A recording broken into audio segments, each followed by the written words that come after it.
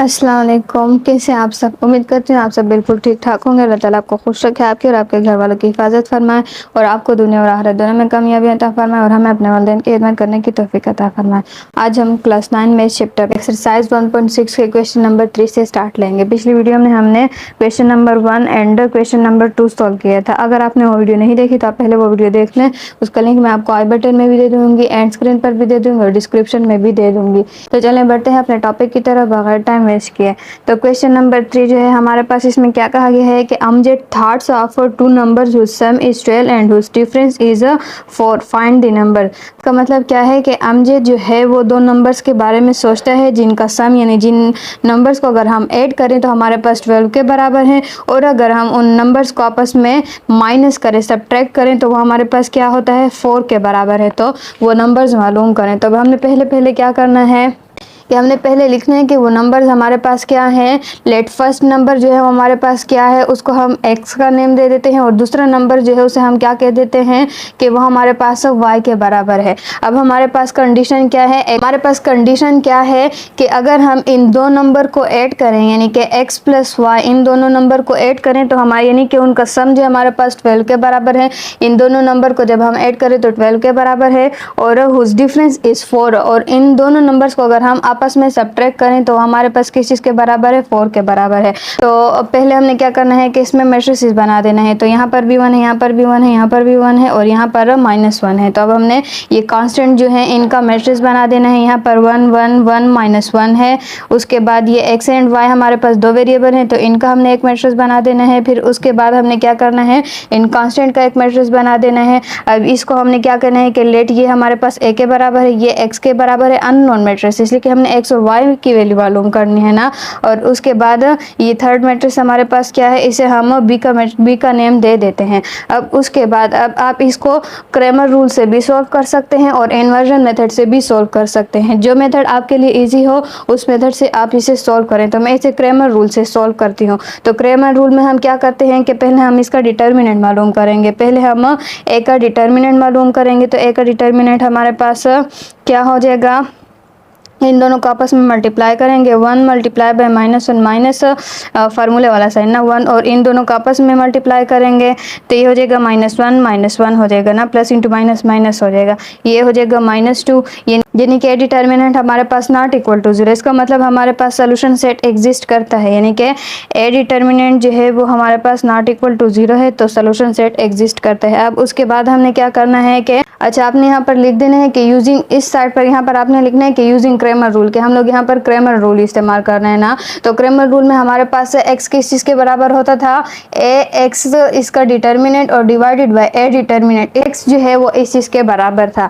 अब उसके बाद अब हमने क्या करना है कि ये ax हमारे पास क्या होता है कि x इज इक्वल टू ये x हमारे पास ऐसा मैट्रिक्स है कि ये x वाले कोफिशिएंट ये 1 और 1 जो है, ये वाला x और ये x है, इसके हमारे पास कोफिशिएंट 1 और 1 है। तो यानी इन कोफिशिएंट जो है ये 1 और 1, इनको हमने b मैट्रिक्स से रिप्लेस कर देना है। यानी b मैट्रिक्स के ये जो इसमें हमारे पास जो एलिमेंट्स यूज़ किए गए हैं इनसे रिप्लेस कर देना है। ये 1 और 1 की जगह पर हमने 12 और 4 लगा देना है। तो हमने क्या करना है, 1 की जगह पर भी 12 हो जाएगा, इस 1 की जगह पर 4 हो जाएगा और ये अपनी जगह पर रहेगा -1।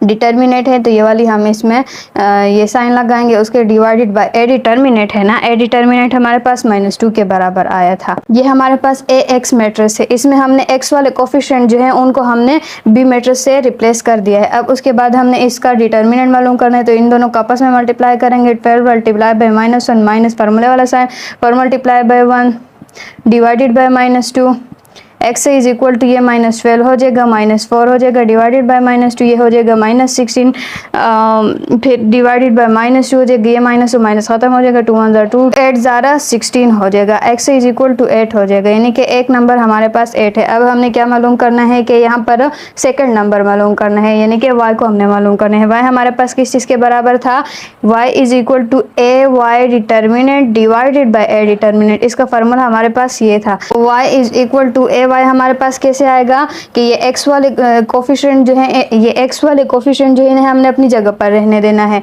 ये y के जो कोफिशिएंट है ना, y के कोफिशिएंट एक 1 है और एक -1 है ना, तो इनको हमने क्या करना है, b मैट्रिक्स से रिप्लेस कर देना है। तो ये 1 की जगह पर 12 आ जाएगा और -1 की जगह पर 4 आ जाएगा। Determinant divided by A determinant हमारे पास -2 के बराबर है। तो अब हमने क्या करना है कि इन दोनों को मल्टीप्लाई कर देना है। तो 1 मल्टीप्लाई बाय 4 माइनस इन दोनों का आपस में मल्टीप्लाई कर देना, 1 मल्टीप्लाई बाय 12 डिवाइडेड बाय -2 है। y किस चीज़ के बराबर है? 4 माइनस 12 डिवाइडेड बाय -2 के बराबर है। अब ये हमारे पास ग्रेटर नंबर का साइन आएगा, माइनस आएगा, और उसके बाद 4 से 12 से 4 जब माइनस होगा तो हमारे पास 8 आएगा डिवाइडेड बाय -2 हो जाएगा, माइनस माइनस खत्म हो जाएगा, 2 1 जार 2 2 4 जार 8, यानी कि y इज इक्वल टू 4। इसका मतलब सेकेंड नंबर हमारे पास क्या है? 4 है। अब देखें इन दोनों नंबर को अगर हम ऐड करें, 8 + 4 फेल आता है या नहीं? अगर हम इन दोनों को सब्ट्रैक्ट करें, यानी कि 8 से 4 को जब हम माइनस करें तो हमारे पास 4 आता है, तो इसका मतलब हमारे पास आंसर सही है। तो क्वेश्चन नंबर 4 में हमने से क्या कहा गया है? The length of a rectangular playground is twice its width.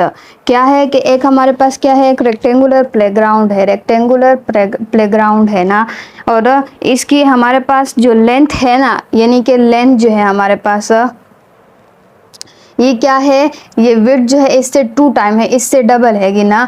और दूसरी क्या कंडीशन है? The perimeter is 30। पेरीमीटर हमारे पास क्या होते हैं कि ये हमारे पास इसकी सारी कंप्लीट लेंथ, यानी कि यहाँ से लेकर यहाँ ये सारी कंप्लीट लेंथ जो है यहाँ से लेकर यहाँ तक, बिल्कुल यहाँ से हम स्टार्ट लें और यहाँ से यहीं पर ख़त्म हो जाए, यानी कि कंप्लीट लेंथ जो है हमारे पास क्या है? ये इसके पेरीमीटर है ना, वो हमारे पास क्या है? 30 है। कंप्लीट लेंथ इसकी हमारे पास 30 है। उसके बाद क्या कहा गया? Find its dimension. डायमेंशन का मतलब क्या है कि लेंथ और विड्थ मालूम करें, सही है। तो अब हमने क्या करना है कि लेट करना है कि हमारे पास लेंथ जो है वो किस चीज़ के बराबर है? लेंथ हमारे पास x के बराबर है, और विड्थ इसकी क्या है?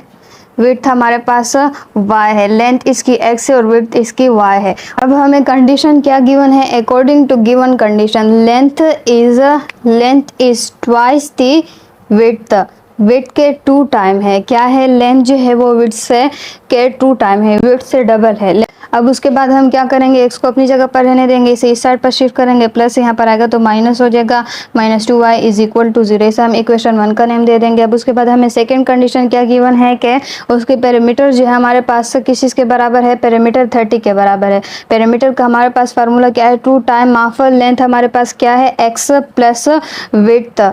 विड्थ हमारे पास क्या है? y है। इसमें 2 विड्थ है, ये भी विड्थ है और ये भी विड्थ है, और ये 2 विड्थ है और 2 लेंथ है। इन दोनों को अगर हम ऐड करेंगे कि 2 w प्लस 2 लेंथ है ना, ये इनको जब हम ऐड करेंगे तो हमारे पास क्या होगा? पेरीमीटर होगा। यानी इसमें से अब यहाँ पे हम 2 कॉमन भी ले सकते हैं ना। अब उसके बाद हम 2 को ख़त्म करना है, तो 2 को बोथ साइड्स पर डिवाइड कर देंगे, तो 2 1 जार 2 2 15 जार 30 हो जाएगा, सही है।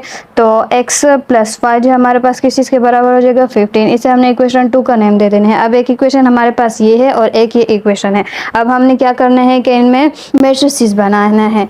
x के कोफिशिएंट जो है वो हमारे पास 1 है और 1 है, इन दोनों ये इसके कोफिशिएंट लिख देने हैं। फिर उसके बाद ये -2 और दूसरा कोफिशिएंट हमारे पास 1 है। उसके बाद हमने x एंड y वाले लिख देने हैं। x एंड y हमारे पास वेरिएबल यूज़ किए गए हैं। इज इक्वल टू यहाँ पर 0 है और यहाँ पर क्या है? 15 है। इसे हमने मैट्रिक्स A का नेम दे देना है, इसे हमने x का नेम दे देना है ये, और ये हमारे पास क्या है? मैट्रिक्स B है। अब इस क्वेश्चन को आप इन्वर्जन मेथड से भी सॉल्व कर सकते हैं और क्रैमर रूल से भी सॉल्व कर सकते हैं। तो मैं इसे क्रैमर रूल से सॉल्व कर रही हूँ। तो क्रैमर रूल में हम पहले हम यहाँ पर लिख देंगे कि यूजिंग क्रैमर रूल। क्या कर रहे हैं? क्रैमर रूल यूज़ कर रहे हैं। उसमें पहले हम क्या करेंगे कि पहले ए डिटर्मिनेंट मालूम करेंगे। ए हमारे पास मैट्रिक्स ये है 1 1 -2 1, इसका हमने डिटर्मिनेंट मालूम करना है। इन दोनों को आपस में मल्टीप्लाई करेंगे, माइनस और 1 मल्टीप्लाई बाय -2 हो जाएगा, तो ये हो जाएगा 1 माइनस इंटू माइनस प्लस 2 हो जाएगा is equal to 3। A determinant हमारे पास किस चीज़ के बराबर है? 3 के बराबर है, which is not equal to 0। तो इसका मतलब हमारे पास सोल्यूशन सेट एग्जिस्ट करता है। अब उसके बाद हमारे पास एक्स का क्रैमर रूल में एक्स का फॉर्मूला क्या था? A X determinant divided by A determinant. A X हमारे पास क्या है कि ये हमारे पास ए मैट्रिक्स जो है ना, इसमें x की जो कोफिशिएंट है उनको b से रिप्लेस कर देना। x के कोफिशिएंट क्या है? 1 एंड 1। इस x का एक इक्वेशन ये है और एक ये है। इस x का एक कोफिशिएंट ये वाला 1 है और इस x का कोफिशिएंट ये वाला 1 है। तो इन दोनों को हमने क्या कर देना है? इस इन दोनों को हमने ये वाले इन कोफिशिएंट को हमने इससे रिप्लेस कर देना है। इनकी जगह पर हमने 0 और 15 लिख देना है और वो y वाले कोफिशिएंट जो है उनको अपनी जगह पर लिखना है और डिवाइडेड बाय ए डिटर्मिनेंट हमारे पास 3 के बराबर है।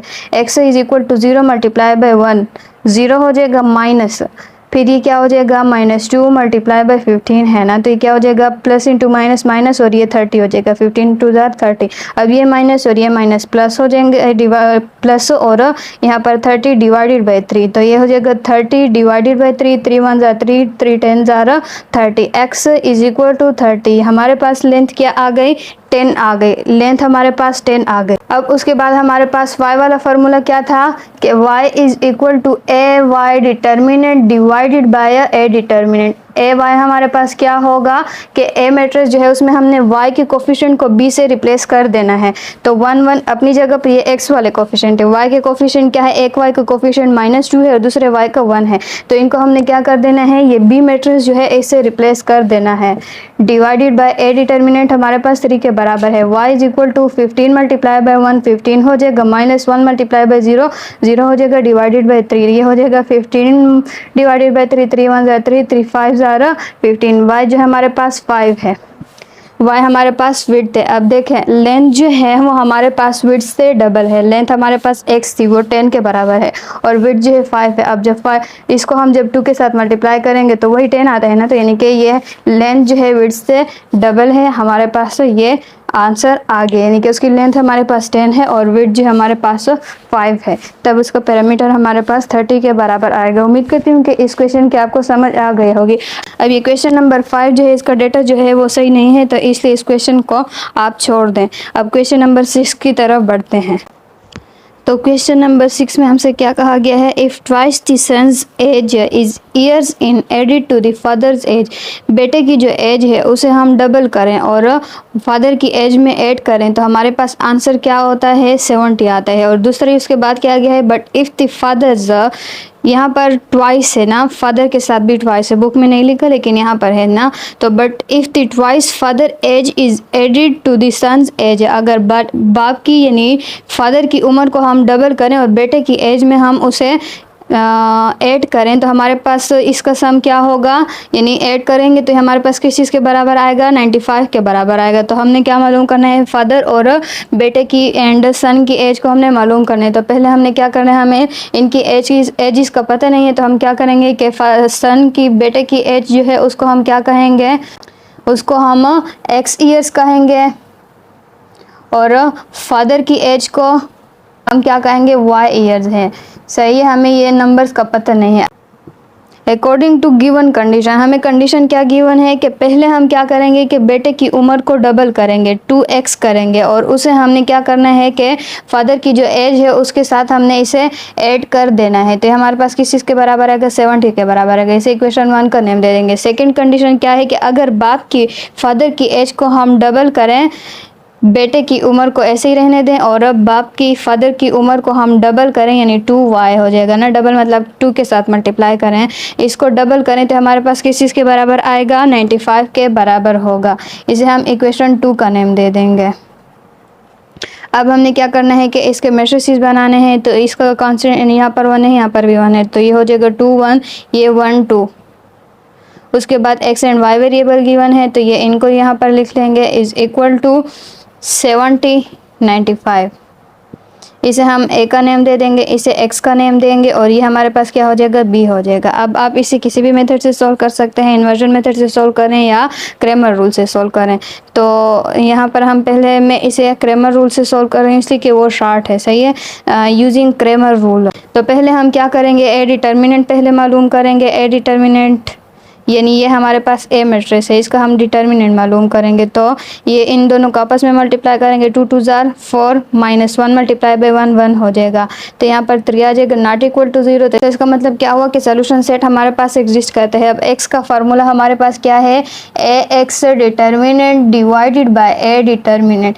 ए एक्स हमारे पास क्या होगा, x के जो कोफिशिएंट हैं इनको हम b मैट्रिक्स से रिप्लेस करें। x का एक कोफिशिएंट 2 है वो हमने यहाँ पर लिखा है, दूसरा हमारे पास 1 है उसे हमने यहाँ पर लिखा है, तो इन दोनों की जगह पर हम क्या लिखेंगे, ये बी मैट्रिक्स जो है इसके एलिमेंट्स लिख देंगे और ये y के कोफिशिएंट अपनी जगह पर रहेंगे।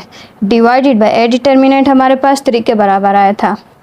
x is equal to 70 multiply by 2 minus 95 multiply by 1 हो जाएगा, डिवाइडेड बाई 3 है। x is equal to 140 minus 95 divided by 3। जब हम 140 से 95 को माइनस करेंगे तो हमारे पास 45 आ जाएगा डिवाइडेड बाई 3। अब ये 3 1 ज़ा 3 और 3 1 ज़ा 3, यहाँ पर एक कैरी हो जाएगा, 3 5 ज़ारा 15, यानी कि x हमारे पास 35 आ गया। x हमारे पास क्या थी, x बेटे की उम्र थी। उसके बाद अब हमने क्या करना है, y मालूम करना है। हमारे पास उसका फार्मूला क्या है, A Y determinant divided by A determinant. y is equal to A Y हमारे पास क्या होगा, x के नंबर को, x के एलिमेंट को अपनी जगह पर लिख देंगे और y के कोफिशिएंट को b से रिप्लेस करेंगे। y के कोफिशिएंट ये है, एक 1 है और दूसरा 2 है, इनको हमने रिप्लेस कर देना है। 70 और 95 ये हमारे पास बी मैट्रिक्स से डिवाइडेड बाय ए डिटर्मिनेंट 3 के बराबर है। y is equal to 2 multiply by 95 minus 70 divided by 3। y is equal, तो 95 मल्टीप्लाई बाई 2 190 हो जाएगा, minus 70 divided by 3। y is equal to 120 divided by 3, 3 1 ज़ा 3, 3 4 ज़ारा 12 और यहाँ पर 0 हो जाएगा, सही है। तो फादर की एज जो है वो हमारे पास क्या है, 40 है। सन की एज जो है वो हमारे पास, ये यहाँ पर 3 1 ज़ा 3 है ना, यहाँ पर भी 1 है, तो सन की एज हमारे पास 15 है और फादर की एज हमारे पास 40 है। तो इसमें हम पुट करके देखते हैं कि हमारे पास 70 आते हैं या नहीं। तो x की जगह पर हम 15 पुट करेंगे प्लस y की जगह पर 40, तो हम इसे 15 ये 30 प्लस 40 तो ये हो जाएगा 70। इसका मतलब ये वाला हमारे पास आंसर इसका सही है। तो ये हमारे पास सन की एज जो है वो 15 है और फादर की एज हमारे पास क्या है, 40 है। तो ये क्वेश्चन हमारे पास सॉल्व हो गया। उम्मीद करती हूँ कि आपको इस क्वेश्चन की समझ आ गई होगी। आज के लिए इतना ही काफ़ी है। इंशाल्लाह नेक्स्ट वीडियो में हम चैप्टर नंबर 2 स्टार्ट करेंगे। मिलते हैं नेक्स्ट वीडियो में। अपना ख्याल रखिएगा, तब तक के लिए अल्लाह हाफिज़।